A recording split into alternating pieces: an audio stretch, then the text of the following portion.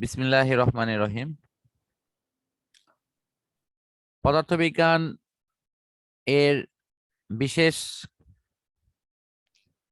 যে কার্যক্রমটি আমাদের চলছে তার ধারাবাহিকতায় আমরা উচ্চ মাধ্যমিক শ্রেণীর পদার্থবিজ্ঞানের নবম অধ্যায় পরমাণুর মডেল অংশটি নিয়ে আলোচনা করছি। এখানে পূর্বের ক্লাসে বন্ধন শক্তি নিয়ে আলোচনা করেছি, এখন প্রতি নিউক্লিয়নে বন্ধন শক্তি এই অংশটি নিয়ে এখন ইনশাল্লাহ কথা বলবো এবং তার পরবর্তীতে অন্যান্য গুরুত্বপূর্ণ অংশগুলো নিয়েও এই টপিকসে আলোচনার আশা রাখি। নিউক্লিয়নে যে বন্ধন শক্তি, এর অর্থ হচ্ছে যে একটি নিউক্লিয়াসে যতগুলো নিউক্লিয় হিসেবে প্রোটন এবং নিউট্রন থাকে তাদের সংখ্যা কে দিয়ে যদি আমি বন্ধন শক্তিকে ভাগ করি তাহলে কিন্তু আমাদের যে প্রতি নিউক্লিয়নে বন্ধন শক্তির পরিমাণটা পাওয়া যাবে। যেমন সোডিয়ামের উদাহরণ দেই। সোডিয়ামে আমাদের 11টি প্রোটন এবং 12টি নিউট্রন আছে। তাহলে আমাদের এখানে এই নিউক্লিয়ন সংখ্যাটি হবে কত? নিউক্লিয়ন সংখ্যাটি হবে 23। তাহলে এই 23 একক নিউক্লিয়ন সংখ্যায় দেখা গেল বন্ধন শক্তির পরিমাণ পাওয়া গেছে 46 একক। আমি জাস্ট একটি রাউন্ড ফিগার বলছি জাস্ট বোঝানোর জন্য। জি স্যার। তাহলে এই যে 46 একক যে শক্তিটা পাওয়া গেল বাইন্ডিং এনার্জি, তাহলে প্রতি নিউক্লিয়নে কত পাওয়া যাবে? তাহলে এই 46কে আমার 23 দিয়ে ভাগ করতে হবে। ভাগ করলে আমি পেয়ে যাব প্রতি নিউক্লিয়নে অর্থাৎ প্রত্যেকটি প্রোটন অথবা নিউট্রনে বন্ধন শক্তির পরিমাণটা হলো 2 একক। তো আশা করি এই বিষয়টি ক্লিয়ার বুঝতে পারছো যে প্রতি নিউক্লিয়নে বন্ধন শক্তি মানে কি। মানে এটা এক ধরনের কিন্তু গড়, তাই বের হচ্ছে না? হ্যাঁ। আচ্ছা, তাহলে আমাদের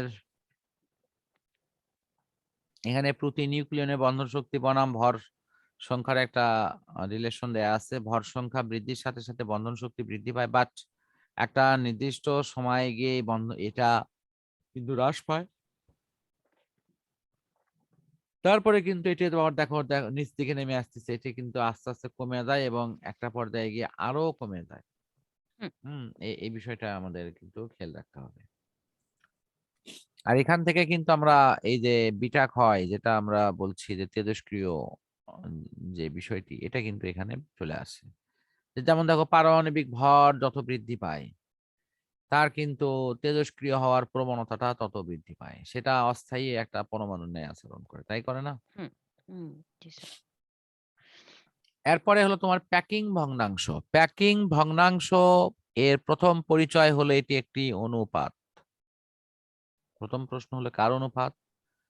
এটি ভর ত্রুটি এবং ভর সংখ্যার অনুপাত। তার মানে এই রিলেশনটা তৈরি হয়েছে ভর থেকে।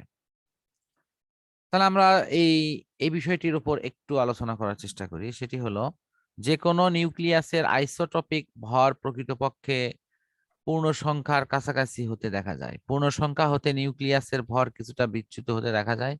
বিজ্ঞানী ফ্রান্সিস উইলিয়াম অ্যানস্টন এর নাম দেন হলো প্যাকিং ভগ্নাংশ।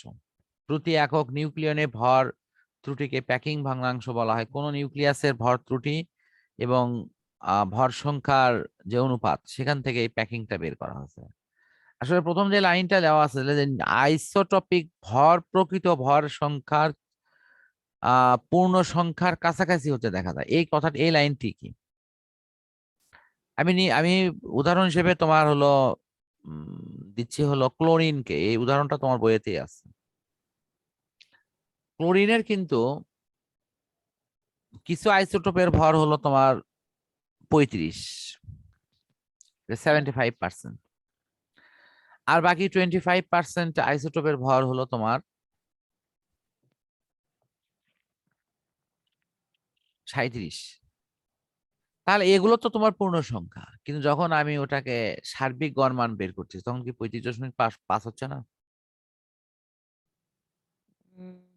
মূল ভরটা তখন কি আমরা যখন ভরটা বের করছি তখন কি 35? তাহলে এটা কিন্তু আমাদের অঙ্ক করার একটা সুনির্দিষ্ট রুলসই আছে যে আইসোটোপের ভরটি কিভাবে বের করতে হয়। তুমি নিশ্চয়ই জানো যে স্বাভাবিক পরমাণুর ভর বের করা হয় কার্বন 12 আইসোটোপের সাথে অনুপাত করে, কিন্তু যেগুলো নিজেই আইসোটোপ সেটির ক্ষেত্রে কিন্তু এই নিয়ম প্রযোজ্য না। সেখানে কি করা হয়, ওই মৌলের ভর গুণন ওর পার্সেন্টেজ প্লাস আইসোটোপ এবং এর পার্সেন্টেজ। যেমন ক্লোরিনের ক্ষেত্রে কি করেছো, তুমি মনে করে দেখো ভালো করে, ক্লোরিনের ভর হলো 35 গুণন 75% যোগ 25 তোমার কত 37 গুণন 25%। এখান থেকে ক্যালকুলেশন করে আমরা অনায়াসে মান বের করছি। কিন্তু এখানে আমাদের যেটা করতে হবে সেটা হলো যে ভর ত্রুটি হয় সেটাকে একক নিউক্লিয়নে কতটুকু হয়। একক নিউক্লিয়ন মানে কি, যেমন ধরো সোডিয়ামের নিউক্লিয়ন সংখ্যা হলো 23, হ্যাঁ 23। তাহলে এই 23-এ যদি ভর ত্রুটি হয়ে থাকে তোমার, ধরো আমি এটিকে একটু রাউন্ড ফিগারে 89 বললাম, 89, তাহলে প্রতি নিউক্লিয়নে এর অনুপাতটা কত হবে। এটা কিন্তু অনায়াসে বের করা যাচ্ছে। 3 গুণ করে বলছি, 23 হোক 3 দিয়ে গুণ করলে কি হয়, 89 না। তাহলে আমরা যদি একটু ভাগ করি হ্যাঁ তাহলে কিন্তু 3 একক করে মান পাবো। হ্যাঁ তো সেখান থেকে আমরা কিন্তু প্যাকিং ভগ্নাংশের ধারণাটি ক্লিয়ার হচ্ছে। আশা করি এটি ক্লিয়ার বুঝতে পারছো। তাহলে ভর ত্রুটির পরিমাণকে যদি আমরা ওই প্রোটন আর নিউট্রন সংখ্যার যোগফল দিয়ে ভাগ করি তাহলে কিন্তু এটি অনায়াসই ইনশাল্লাহ পেয়ে যাবো। হ্যাঁ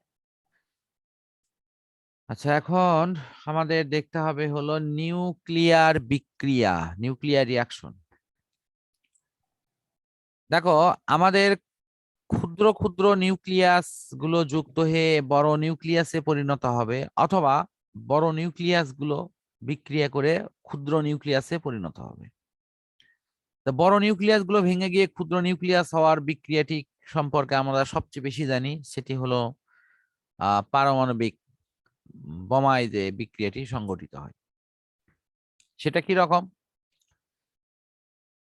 এই যে একটা নিউট্রন দ্বারা যদি কোনো তেজস্ক্রিয় পরমাণুকে আঘাত করা হয় তাহলে সেই পরমাণুটি মুহূর্তের মধ্যে ভেঙে সেখানে বিপুল পরিমাণে শক্তি উৎপন্ন করে।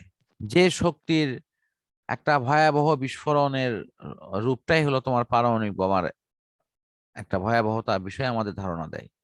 তা সেখানে কি হয়, যখনই কোথাও এই ধরনের বিক্রিয়াটি সংঘটিত হবে সেখানে একটি নিউট্রন দ্বারা ওই মানে এই বিক্রিয়াটি শুরু করা হবে, এবং এই বিক্রিয়াটি একবার শুরু হলে এটি চেইন আকারে কিন্তু চলতেই থাকবে। আর এই নিউক্লিয় বিক্রিয়াতে যে পরিমাণে শক্তি পাওয়া যাবে সেই শক্তি কিন্তু স্বতঃস্ফূর্তভাবে এটি চারদিকে ছড়িয়ে পড়বে, এবং বিক্রিয়াতে যারা যে মৌল অংশ নেবে সে মৌল কিন্তু নতুন মৌলেই পরিণত হবে। এটি কিন্তু নর্মাল রাসায়নিক বিক্রিয়ার মতো নয়, এটা অন্য কোনো কিছু দ্বারা এটিকে কন্ট্রোল যোগ্য না। কথা বুঝতে পারছো কি, এখানে এই বিক্রিয়া জি শুরু স্যার। হওয়ার অর্থ হচ্ছে এটি ধ্বংস করে তারপরে সে নিজে ঠান্ডা হবে, তার আগে কিন্তু সে হ্যাঁ নিজেকে কোনোভাবেই শান্ত করবে না। সুতরাং এখানে প্রতিকার বলে কোনো শব্দ নাই, যা করতে হবে প্রতিরোধ। আমি যদি এই নিউক্লিয় বোমাটির বিস্ফোরণ না ঘটাই তাহলে এটি আমাদের কিন্তু কোনো ক্ষতিকর নয়।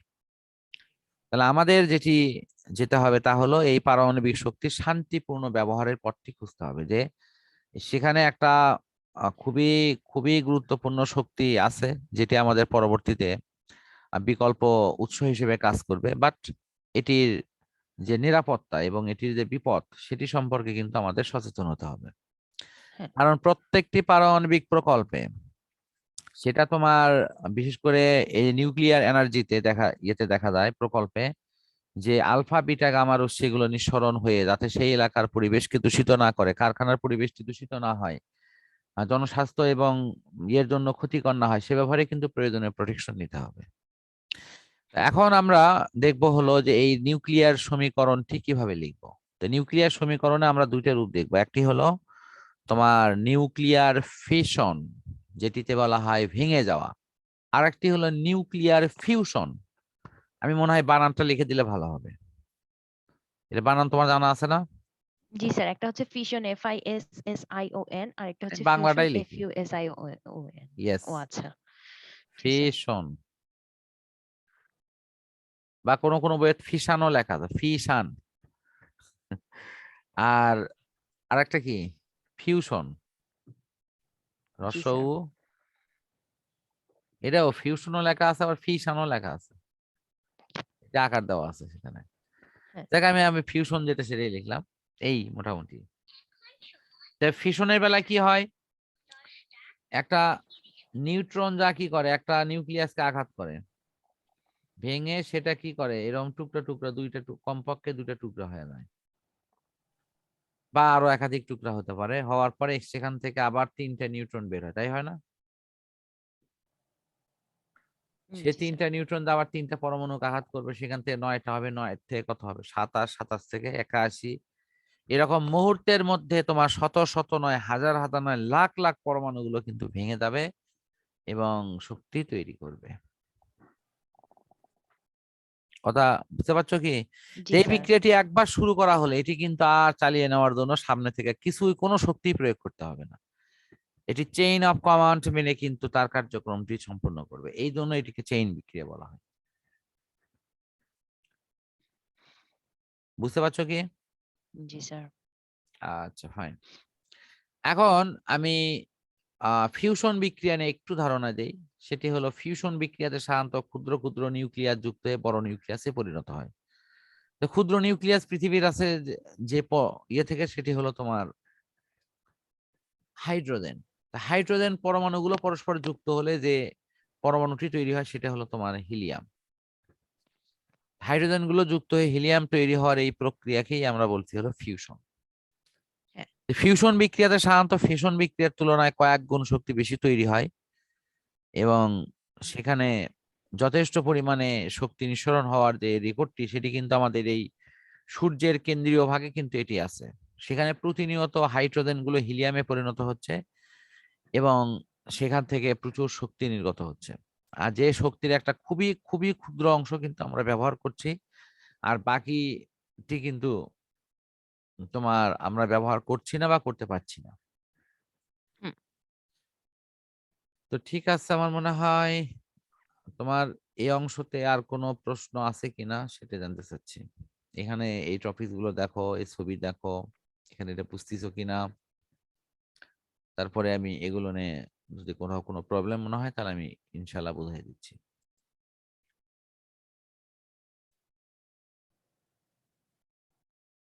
আপাতত এমনি চোখ বুলিয়ে যেটুকু দেখা যাচ্ছে, কোনো প্রবলেম কি মনে হবে? না স্যার, মনে হচ্ছে না। আচ্ছা, তারপর তোমার পরে পাঠায় দেখে, তো কোনো প্রবলেম বের হলে জি তুমি স্যার, সমস্যা বের জানতে। হলো তো। হ্যাঁ। এই যে এখানে যেগুলো আছে না, এগুলো কিন্তু ওই জিনিসেরই ব্যাখ্যা। এ দেখুন আমি এই লাইনটা দেখাই, মানে এগুলো হয়তো তোমার মনে হবে স্যার এগুলো কি দেখলাম বা বুঝলাম না। আমি অ্যালুমিনিয়াম থেকে ফসফরাসের আইসোটোপ তৈরি করব, তাহলে আমার কাজ হবে হিলিয়ামকে আমি এর সাথে যুক্ত করা। হিলিয়ামকে যখনই যুক্ত করতেছি, তখনই অ্যালুমিনিয়াম আর হিলিয়াম মিলে কিন্তু তৈরি হচ্ছে কি, ফসফরাস। কি তাই যুক্ত হচ্ছে না? জি স্যার। তারপরে দেখো, এখন এখানে এই যে ইয়েটা করা হয়েছে, সিস্টেমটা করে এখানে লেখা হয়েছে, এই যে দেখো, মানে অনেকটা গাণিতিক ক্যালকুলেশনের মতো আর কি। তারপর লেখা হচ্ছে বিই সমান কত, অর্থাৎ আমার এখানে মূল বক্তব্যটা হলো এটাই, যে দেখে মনে হচ্ছে যে অনেক জটিল কোনো কিছু, আসলে কিন্তু মোটেও জটিল কিছু না, আমি এগুলো কেটে জি দিচ্ছি। স্যার। এই যে এই লাইন থেকে ক্যালকুলেশনের মাধ্যমে এই লাইন বানানো, এটা পারবা কিনা তোমরা? এখানে কোনো কিছুই করেনি, খালি এই যে বিটা এখানেই রাখছে, বুঝছো, এই এমটাকে এই মোড়কে পার করে নিছে। হুম। ঠিক আছে, পার করে নিলে কি এখানে মাইনাস আসবে না, যে মাইনাস এখানে কমন নিছে। হ্যাঁ।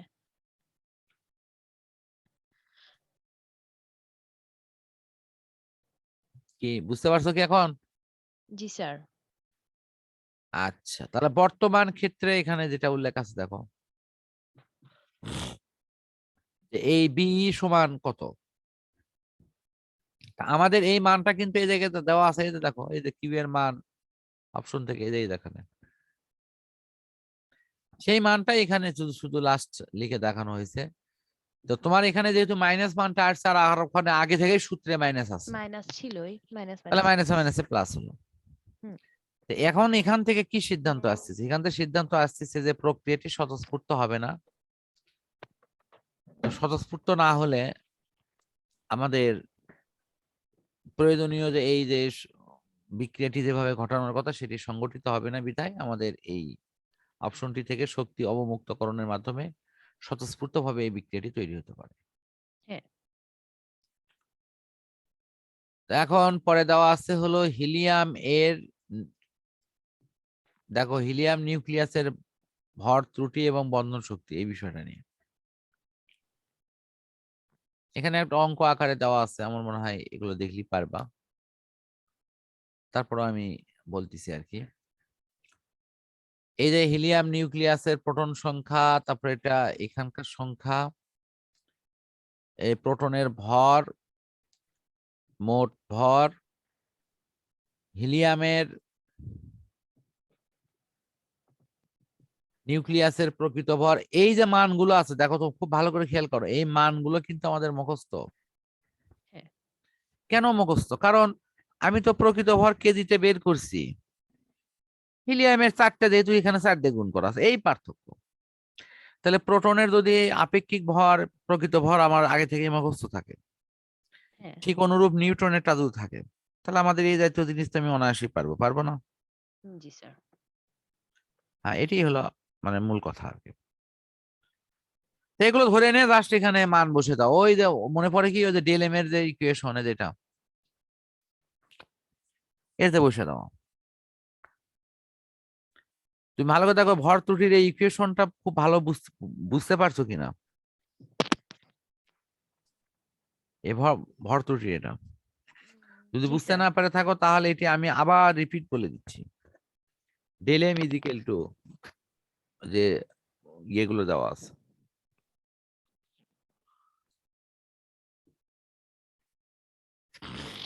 না স্যার, এটা আসলে বুঝতে পারছি, মানে আচ্ছা ফাইন, আপাতত মনে হচ্ছে বুঝতে পারছি। এটা অত জটিল বিষয় না। তাহলে আমি আশা করছি যে এই এই অংশটি আপাতত এখানে ক্লোজ করছি। পরবর্তী টপিকস নিয়ে আমরা পরে ইনশাআল্লাহ আলোচনা করছি।